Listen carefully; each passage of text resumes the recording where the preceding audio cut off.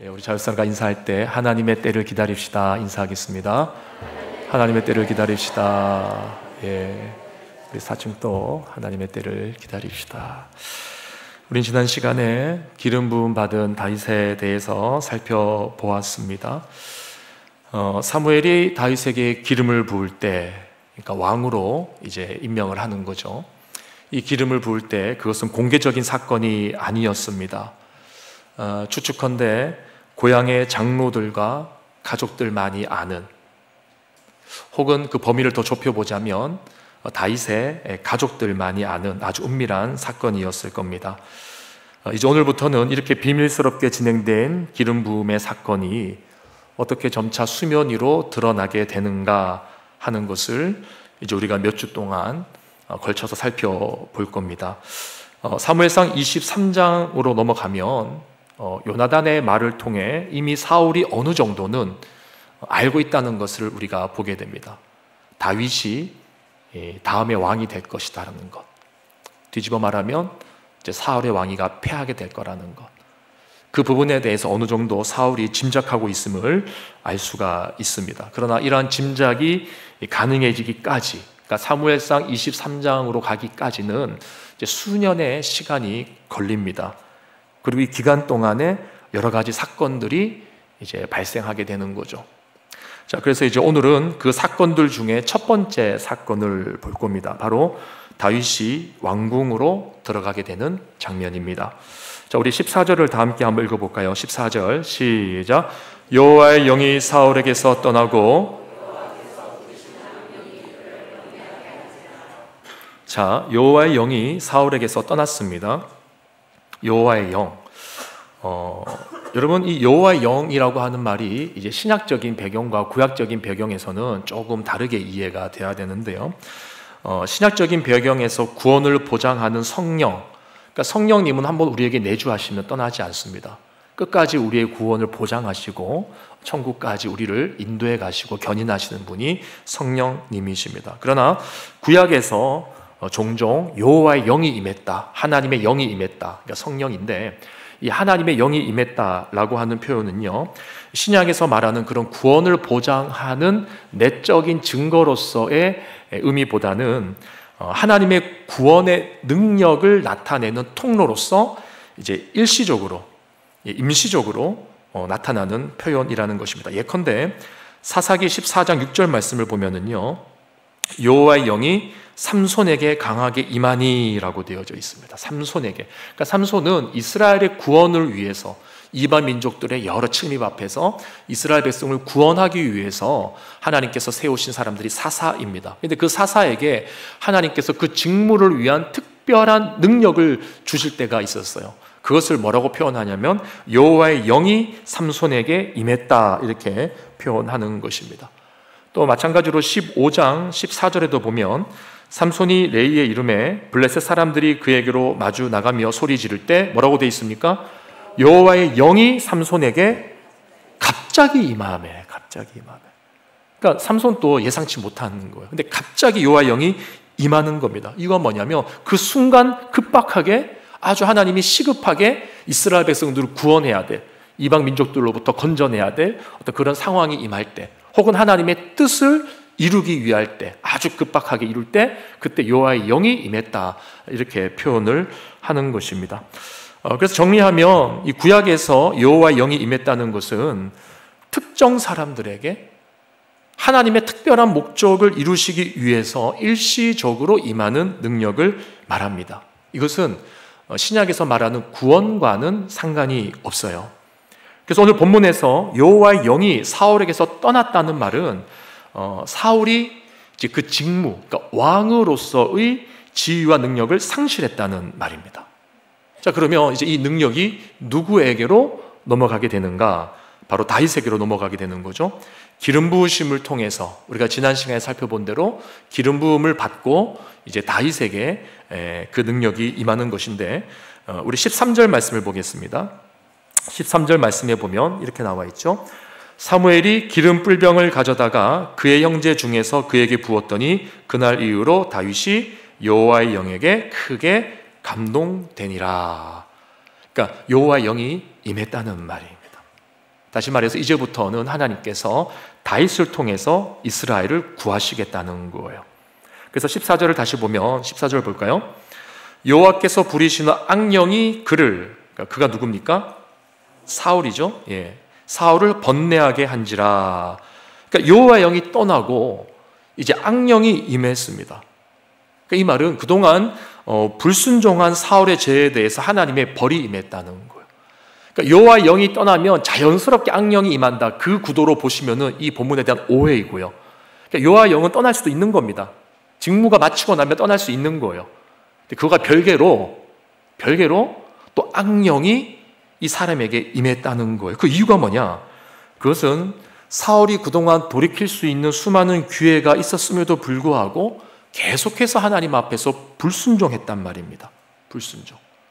그래서 하나님께서 이제 사울에게 어떤 불순종의 대가를 치르게 하시는 거예요. 이를 위해서는 일단 여호와의 영이 떠나야 되는 것이고, 그리고 하나님께서 악령을 통해서 사울을 이제 다루시고자 하는 그런 이제 모습을 우리에게 보여주고 있는 겁니다. 여러분, 제가 지난 시간에도 이 부분을 말씀드렸지만 우리가 하나님으로부터 받은 것들이 많이 있습니다. 하나님의 영광을 위해서, 교회를 위해서, 가정을 위해서, 이웃을 위해서. 가정이라 그러면 좀 추상적이죠. 여러분들이 여러분의 배우자를 위해서, 여러분의 형제들을 위해서, 뭐 부모를 위해서도 마찬가지고, 뭐 자식들을 말할 것도 없고요. 그들을 위해서 하나님이 우리에게 주신 좋은 것들이 있단 말이에요. 재능이 있을 수도 있고, 물질이 있을 수도 있고, 시간이 있을 수도 있습니다. 근데 이것을 그냥 허비하는 사람들이 많아요. 허비하는 사람들. 가정에서 식구들한테는 못하면서 나가서 잘하는 경우가 있죠. 여러분, 여기서 웃으시면 어떡해요? 제가 그쪽을 보게 되잖아요. 저기 봐야겠다. 여기. 네. 하나님께서 우리에게 주신 것들이 있어요. 좋은 것들. 정말 섬기라고. 예. 근데 그런 것들을 다 허비하는 거죠. 허비하는 거죠. 그래서 이제 우리 중에 보면은요, 사울과 같이 외적으로는 그냥 그 자리가 유지되는 사람들이 있습니다. 지금 사울이 왕의 자리를 유지하고 있잖아요. 근데 하나님이 보실 때는 뭐라 그랬어요? 지난 시간에 말씀드렸죠? 너 아니야 라고 했다. 너 이제 폐위했다는 거예요. 폐위. 너 이제 더 이상 왕이 아니야. 근데 그동안 사울이 보여준 것들이 있죠. 사울도 한때는 대단하지 않았습니까? 여호와의 영이 임해가지고 이방 민족들을 무찌르고 또 전쟁에서 승리하고, 그 와중에 사무엘로부터 책망을 받았지만 또 겉으로는 또 이스라엘 백성들이 사울 때문에 승승장구했단 말입니다. 우리가 여기에 속을 때가 많은 거예요. 지금 사울처럼 그동안 사울이 보여준 실력과 능력으로 인해서 여전히 왕의 자리에 있는 자들이 우리 가운데 있어요. 사람들이 인정해 주니까 내가 그 자리에 있는 게 당연한 것처럼, 내가 여전히 그 자리에서 하나님의 뜻을 이루어드리는 통로가 되는 것처럼 착각하는 사람들이 있는데, 안타깝게도 하나님께서 그러한 사울을 향하여서 아니야, 더 이상 너 아니야 라고 하신다면 여러분, 얼마나 슬픈 일이겠습니까? 만약 하나님께서 저에게 넌 더 이상 목사가 아니야, 너 더 이상 동강교회 목사가 아니야 이러신다면 어쩌겠습니까? 10대의 부름을 받아서 20년이 넘는 세월을 주를 위해서 헌신하고 달려왔기에, 또 강도사 고시를 보고 목사 안수를 받고 또 이런저런 크고 작은 교회에서 목회를 수련했기 때문에 사람들이 또 2024년도 이 10월 달에 여러분들은 저를 목사로 인정하고 있지만, 만약에 하나님이 보실 때 너 아니야 이렇게 하실 수도 있는 거잖아요. 그렇다면 이것이 얼마나 비참한 일이겠냐 말입니다. 여러분 안에 있는, 우리 안에 있는 이러한 사울의 가능성을 우리는 항상 경계할 수 있어야 되는 거예요. 하나님이 인정해 주시는 순종의 모습이 우리 안에 있어야 되는 것입니다. 그런 것은 전혀 없고 그저 외적으로 주어진 그 자리와 위치에서 마치 당연한 것처럼, 그런데 하나님은 아니야 라고 하시면 어떡합니까? 바라긴 이 자리에 우리 모든 성도님들이 정말 하나님이 주신 좋은 기회들을 놓치지 않고 정말 하나님으로부터 인정받았으면 좋겠어요. 그래, 너 남편답다. 너 정말 아내답다. 너 정말 부모답고, 너 정말 자녀답다. 너 정말 목사답고, 너 정말 성도답다. 여러분, 이러한 평가가 우리 가운데 있기를 주님의 이름으로 축원합니다. 자, 이제 두 번째로 사울이 이제 악령에 의해서 이런 불순종의 대가를 치르기 시작하는데요. 근데 이 악령이 이 사울을 지금 괴롭히는 것은요, 단순히 사울을 괴롭히는 것에만 목적이 있는 것이 아닙니다. 이로 인해서 결과적으로 보면 어떤 일이 발생합니까? 다윗이 왕궁으로 들어가게 되는 계기가 마련되는 거죠. 우리 16절, 17절 말씀 한번 보겠습니다. 제가 읽겠습니다. 원하건대 우리 주께서는 당신 앞에서 모시는 신하들에게 명령하여 수금을 잘 타는 사람을 구하게 하소서. 하나님께서 부르시는 악령이 왕에게 이를 때에 그가 손으로 타면 왕이 나으리다 하는지라. 사울이 신하에게 이르되 나를 위하여 잘 타는 사람을, 수금을 잘 타는 사람을 구하여 내게로 데려오라 하니. 자, 이게 무슨 말이냐면 이런 겁니다. 사울이 이 악령에 의해서 막 너무 시달리는 거예요. 이게 일종의 어떤 정신적인 질환하고는 조금 다르다고 볼 수 있습니다. 약한 영에 의한 것이니까. 근데 이제 외적으로 드러날 때는 어떤 정신적인 질환과 좀 비슷하게 보였던 것 같아요. 너무 고통스러워하고 두려워하고 불안해하고 막 이제 제정신이 아닌 것처럼 사람이 바뀌니까 이제 사울 자신도 힘들고 주변에서 이제 보고 있는 신하들도 이거 뭔가 좀 이상하다 힘든 거예요. 그러면서 이제 신하들이 어떻게 할까 이렇게 고민을 하는데 이때 신하들이 하는 이야기가 뭐냐면 이제 일종의 미신적인 사고인데 이렇게 말하는 겁니다. 수금을 잘 타는 사람을 구하십시오. 그러니까 음악을 잘 연주하는 사람을 구하면 된다는 거예요. 일종의 미신적인 사고인데 당시의 사람들은 고대 근동에서는 어떤 음악에 특별한 주술적인 힘이 있다라고 생각을 한 것 같습니다. 그래서 사울의 신하들도 그런 생각을 가지고 이 음악을 잘 연주하면, 수금을 잘 연주하면 이제 악령이 이제 쫓겨날 것이다, 이렇게 생각을 했던 거죠. 그래서 사울에게 악기를 잘 다루는 사람을 한번 구하면 좋겠습니다, 이렇게 제안을 했는데 사울이 흔쾌히 받아들입니다. 그러니까 답답하니까 뭐라도 이제 받아들여야 되지 않겠어요? 받아들이는데 이때 한 익명의 소년이 개입을 합니다. 아마도 이제 사울을 섬기는 그 소년들 중에 사울과 신하들의 대화를 옆에서 이제 들은 그런 무리들이, 소년들이 있었던 것 같아요. 근데 그 중에 한 소년이 이렇게 말합니다. 우리 18절 말씀 다 함께 읽어봅니다. 시작. 소년 중 한 사람이 대답하여 이르되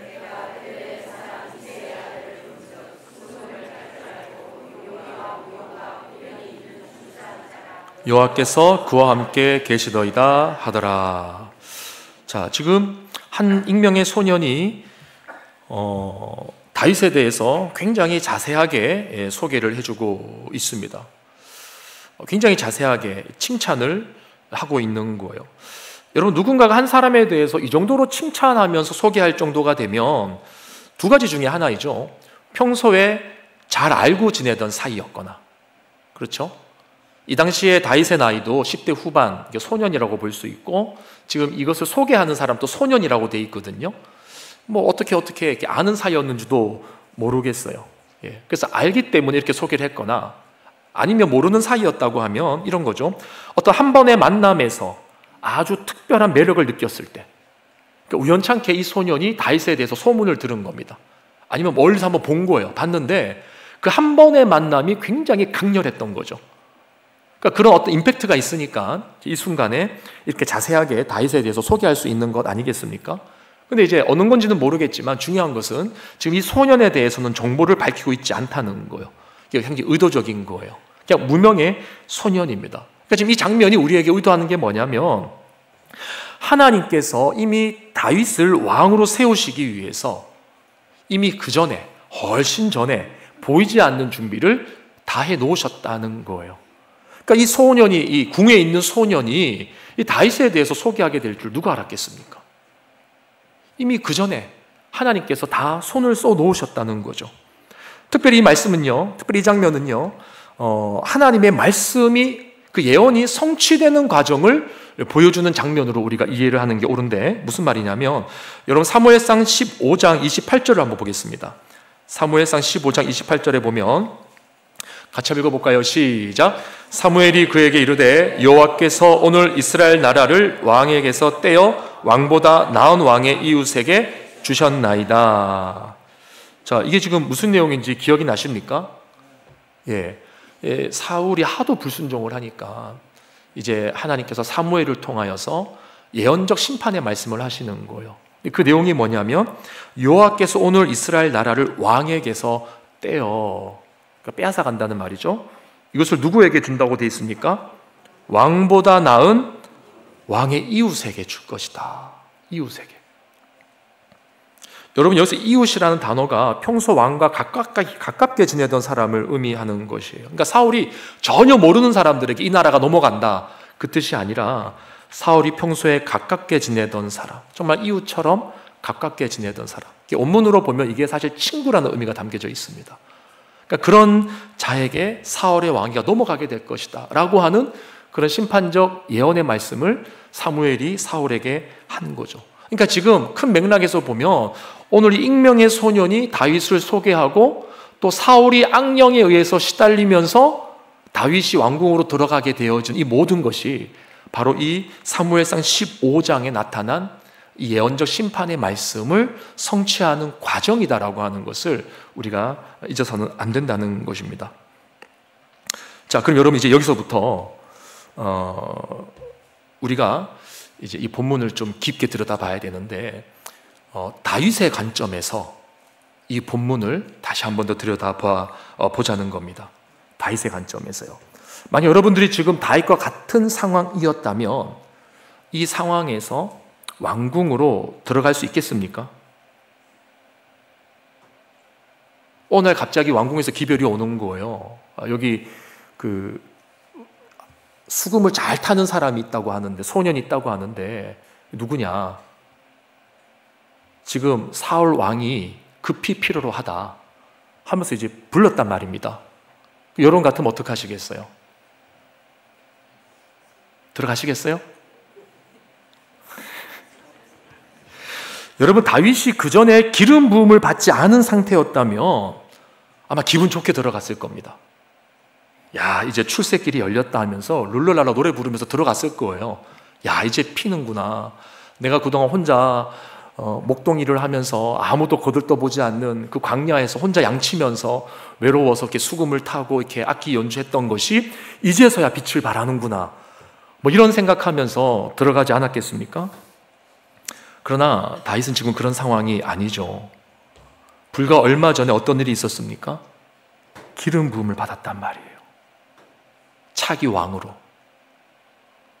그것도 아주 비밀스럽게. 이 비밀스럽다는 말이 어렵습니까? 쉽게 말씀드릴까요? 사울 모르게. 자, 여러분 표정을 보면 제가 알 수가 없어요. 이해하시는 표정인지 아닌지. 그러니까 사울이 모르게 기름 부음을 받은 거예요. 나이도 아직 10대 소년입니다. 그리고 사울은 악령에 시달리고 있어요. 여러분 같으면 과연 그 왕궁 안으로 선뜻 들어갈 수 있을까요? 아마 저 같으면, 저같이 생각 많은 사람은 그렇게 고민했을 거예요. 야, 이거 잘못 들어갔다가는 큰일 나겠다. 나중에 이 기름 부음 받은 사실이 알려지면 이 목숨이 위태로울 텐데 이거 내가 들어가도 될까? 이런 생각 안 하겠습니까? 또 여러분들이 다윗의 아버지 이새의 입장에서 한번 생각해 보십시오. 지금 이새가 그 소식을 들은 겁니다. 왕궁에서의 기별을 받은 거예요. 아버지 이새의 마음은 어떨까요? 아니, 하나님, 아들에게 이 기름을 부으셨으면 일단은 이 사울을 좀 알아서 처리해 주시지. 그렇지 않습니까? 일단은 사울을 하나님이 알아서 좀 처리해 주시면 그 다음에 이 막내 아들이 이렇게 딱 들어가면 되지 않습니까, 하나님? 이런 생각하지 않겠어요? 이거 마치 사자를 잡기 위해서 사자굴에 들어가라는 건데 이거 너무한 거 아닙니까, 하나님? 이런 생각을 하지 않겠냐 말이에요. 다윗과 이새의 입장에서 말입니다. 근데 제가 이 부분을 이제 곰곰이 이제 깊이 묵상을 하다가 개인적으로 참 큰 은혜가 되는 포인트가 있었어요. 뭐냐면 이 본문이 이 이새의 입장과 다윗의 입장이요, 마치 이 세상의 죄 문제를 해결하시기 위해서 그 아들을 세상에 보내시는 하나님 아버지의 마음을 보여주는 것 같은 거예요. 동시에 그 아버지의 요구에 아무런 토를 달지 않고 묵묵히 순종하는 그 예수 그리스도의 그 종된 모습, 그 순종하는 모습이 이 다윗을 통해서 제 마음에 보였습니다. 여러분, 지금 본문의 저자는요, 계속해서 사울의 불순종과 다윗의 순종을 대조해서 보여주고 있는 거예요. 근데 이 다윗의 순종이 어떤 순종이냐? 그냥 저기 좀 신부로 좀 다녀와라 하는 그런 순종이 아니라, 거기에 대해 반응하는 순종이 아니라 바로 예수 그리스도께서 죽기까지 순종하신 그 순종의 예표로서 지금 우리에게 소개되고 있는 게 다윗의 모습이라는 거예요. 우리 빌립보서 2장 6절 8절 말씀을 한번 볼까요? 빌립보서 2장 6절에서 8절 말씀 같이 읽어봅니다. 시작. 그는 근본 하나님의 본체이시나 하나님과 동등됨을 취할 것으로 여기지 아니하시고 오히려 자기를 비워 종의 형체를 가지사 사람들과 같이 되셨고 사람의 모양으로 나타나사 자기를 낮추시고 죽기까지 복종하셨으니 곧 십자가에 죽으심이라. 여러분, 다윗은 엄밀히 말하면 왕이에요. 기름 부음을 받았단 말입니다. 근데 지금 왕궁으로 들어갈 때 어떤 모습으로 들어가는 거예요? 종의 모습으로 들어가는 거죠. 신하의 모습으로 들어가는 거죠. 예수 그리스도께서 근본 하나님의 본체이시나 자기의 모양, 자기를 비워서 사람의 모양으로 자기를 낮추셔서 죽기까지 복종하셔서 우리 가운데 오신 것입니다. 여러분, 지금 다윗은 사실상 죽음을 각오하고 궁으로 들어가고 있는 거예요. 우리 여기에서 한 가지 더 주목해서 볼 것은요, 23절 말씀인데요. 23절 또 중요한 말씀인데 같이 한번 읽어보겠습니다. 시작. 하나님께서 부리시는 악령이 사울에게 이를 때에 다윗이 수금을 들고 와서 손으로 탄즉 사울이 상쾌하여 낫고 악령이 그에게서 떠나더라. 자, 이제 왕궁으로 들어갔습니다. 이 다윗의 정체를 사람들은 모르고 있어요. 신하들도 모르고 있습니다. 그리고 이제 스탠바이 하고 있는 거예요. 수금을 들고 사울에게 언제 악령이 임하나 이제 스탠바이 하고 있는 겁니다. 그래서 악령이 임했어요. 그래서 막 이상한 모습을 보이고 정신적으로 고통스러워하고 괴로워하고 막 이성을 잃고 할 때에 다윗이 그 앞에 가서 수금을 쫙 연주합니다. 그러니까 사울이 갑자기 상쾌해졌다고 돼 있어요. 악령이 떠나가고 상쾌해지더라. 여러분, 아마 다윗은 아주 그 연주를 멋들어지게 잘했을 것입니다. 이것은 수금이 혹은 음악이 어떤 마법적인 힘을 가지고 있었기 때문이 아니라 하나님께서 이것들을 사용하셔서 지금 다윗의 그 자리를 견고하게 이끌어 가시는 장면인 거예요. 근데 여기서 주목할 것이 뭐냐면 다윗이 수금을 잘 탔다는 겁니다. 오늘 본문에 다윗이 연주를 잘했다 그런 표현은 없습니다. 그러나 문맥상 보면 다윗의 연주가 보통 연주는 아니었을 거라는 것을 우리가 짐작할 수가 있어요. 그럼 여러분 한번 상상해 보십시오. 지금 사울은 모른단 말입니다. 다윗이 앞으로 어떤 존재가 될지 모른다는 거예요. 근데 다윗은 정확하게는 몰라도 대충 그림은 그리고 있어요. 그림은 알고 있어요. 어떤 그림입니까?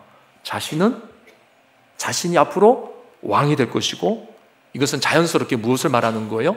사울과 적대적인 관계가 될 것이구나. 이거를 다윗은 알고 있는 거예요.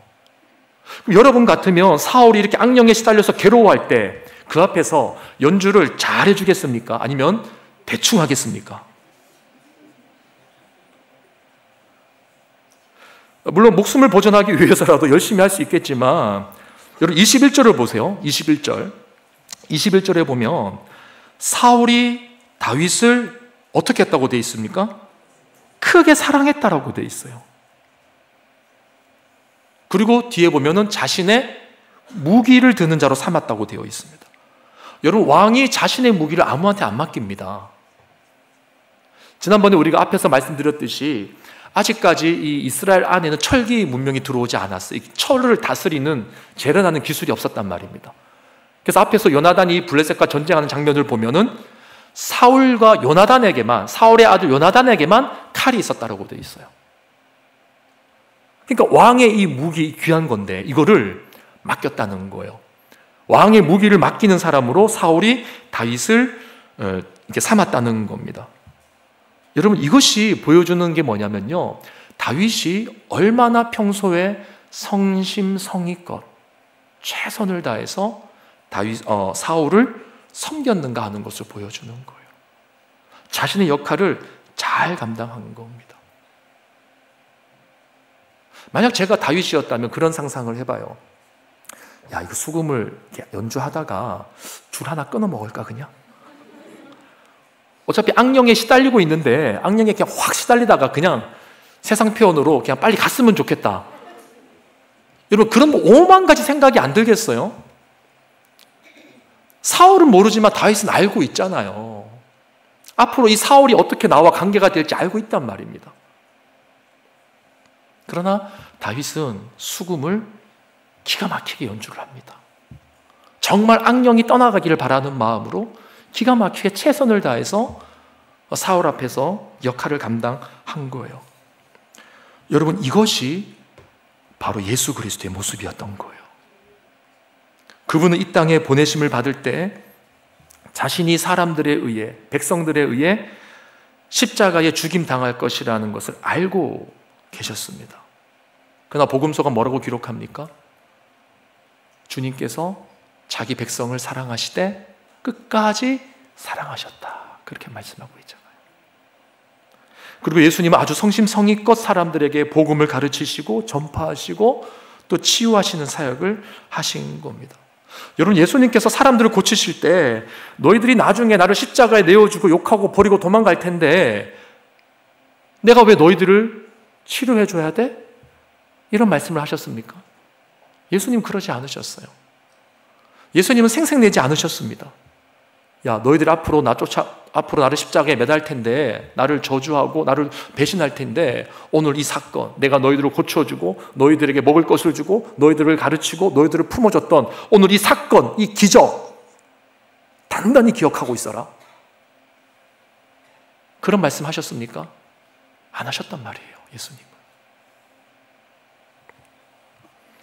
예수님은 모든 것을 알고 계셨지만 이 가까이 있는 사람들이 앞으로 나의 적으로 바뀔 거라는 것을 알고 계셨지만 그저 아버지 하나님의 뜻에 순종하시기 위해서, 그리고 무엇보다도 하나님의 때를 기다리시면서 묵묵히 그 길을 가신 것입니다. 그래서 여러분, 복음서에 보면 예수님께서 자신의 때에 대해서 말씀하시는 경우가 종종 나와요.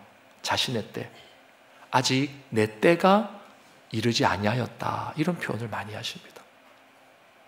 그러면서 그 때가 이르기 전까지 좀 외람된 말씀이지만 바보같이 멍청하게 속도 없는 사람처럼 앞으로 자신을 배신하고 버릴 그 사람들을 위해서 기적을 베푸시고 치유하여 주시고 먹을 것을 나누어 주시는 그 십자가의 길을 예수님이 가신 거예요. 여러분, 저는 오늘 이 말씀을 묵상하면서 우리 모두가 바로 이와 같이 하나님께서 우리에게 정하신 그 사명과 또 그 때에 대한 이해가 있기를 간절히 바랍니다. 예수님께서 십자가를 지시는 그 때까지, 그리고 죽으시고 부활하셔서 만유의 왕으로 등극하시는 그 때까지 주님은 묵묵히 그 십자가의 길을 가신 거죠. 다윗은 비록 사울과 마주하는 그 자리가 편한 자리가 아니었고 또 두려운 자리일 수 있었지만 그것을 거부하지 않고 그저 자신에게 맡겨진 일에 최선을 다하는 모습을 우리에게 보여주고 있는 것입니다. 여러분, 우리가 이 땅에서 성도로 살아간다는 것이 무엇입니까? 내 앞에 사울이 누구인지 알고 나면 에라 모르겠다 하고 도망치는 것이 성도의 모습입니까? 내 앞에 사울이 정체가 드러났을 때 그 사람 앞에서 연주하던 수금줄을 일부러 끊어버리고 나 이제 당분간 연주 못하겠다, 이렇게 핑계대면서 외면하고 회피하는 것, 그게 성도의 모습입니까? 여러분, 제가 오늘 설교의 제목을 수금을 잘 타는 사람이라고 정한 이유가 있어요. 오늘 본문에 보면 수금을 잘 타는 사람이라고 다윗을 묘사합니다. 성도는요, 비록 눈앞에 사울이 있다 할지라도 자신의 맡겨진 그 자리에서 최선을 다해서 수금을 타는 사람이 성도인 줄로 믿으시길 바랍니다. 여러분, 성도는 항상 하나님의 때를 신뢰하고 기다리면서 묵묵히 자신에게 맡겨진 길을 가는 자들인 거예요. 가정에서, 배우자가 때로는 내 인생의 사울처럼 느껴질 때가 있죠. 교회에서 한때는 정말 뜨겁게 같이 기도하는 사람이었고 예배하는 사람이었는데 세월이 흐르고 보니까 저 사람이 내 인생을, 교회에서의 내 신앙생활의 발목을 붙잡는 것처럼 느껴지는 사울과 같이 느껴질 때가 있죠. 또 때로는 우리의 생업의 현장에 정말 얼마나 많은 사울들이 이런저런 모습으로 우리 앞에 나타납니까? 그러나 그러한 순간에도 하나님이 우리에게 요구하시는 것은 뭐냐면, 너 그 순간에 그 사람 앞에서 수금을 잘 연주할 수 있겠니? 그걸 하나님이 물어보시는 것 아닙니까? 정말 하나님의 때를 기다리면서 그분을 신뢰하고 순종하는 마음으로 묵묵히 우리의 일상을 최선을 다해서 하나님 앞에서 살아가는 것. 그래서 비록 내가 원하는 방법이 아니라 할지라도 또 이새의 입장에서는 하나님께서 사울을 알아서 처리해 주시고 다윗이 등장하면 좋겠다 생각하겠지만서도 하나님께서 아니라고 하시면 그냥 그 자리에서 묵묵하게 내 길을 갈 수 있는 것, 그것이 성도의 모습 아닙니까? 여러분, 성령 충만한 사람들끼리 모여 신앙생활을 하는 것은 교회가 아닙니다. 물론 그러면 너무 좋겠죠. 너무너무 좋겠죠. 그러나 예수님께서 뭐라고 말씀하셨습니까? 누가복음 6장 27절 28절에 보면 너의 원수를 사랑하며 너희를 미워하는 자를 선대하며 너희를 저주하는 자를 위하여 축복하며 너희를 모욕하는 자를 위하여 기도하라. 예수님이 이 말씀을 하실 필요가 없는 거예요. 우리 주변에 성령 충만한 사람들만 있다면. 그러나 우리 인생에 반드시 사울이 있습니다. 여러분 가정에도 사울이 있고 교회에도 있고 생업의 현장에는 말할 것도 없고요.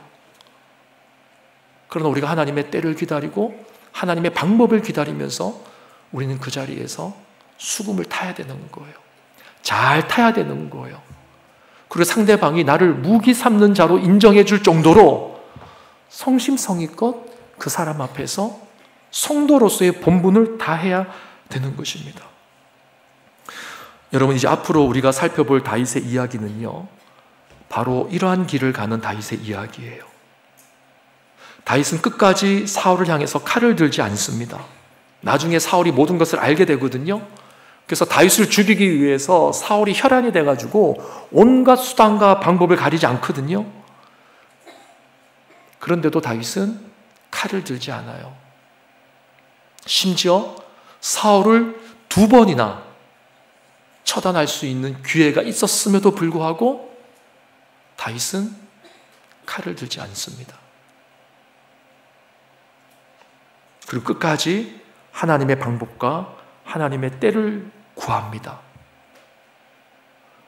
그래서 여러분, 역사상 하나님의 나라가 다윗을 통해서 가장 찬란하게 이스라엘 가운데 나타난 거예요. 이스라엘 어느 왕조도, 어느 왕도 그 시기에 하나님의 나라가 다윗 때처럼 확장이 되고 찬란하게 빛난 적이 없습니다. 솔로몬은 그저 다윗이 이뤄놓은 그 하나님의 나라를 그저 물려받았을 뿐이에요. 다윗이 왕으로 등극하고 나서 잃어버린 영토들을 다 회복하고 주변 나라들을 점령하면서 하나님 나라의 통치를 이루어가는 모습을 보여주는 것입니다. 누가 이 일을 할 수 있다고요? 이 일을 할 수 있다고요?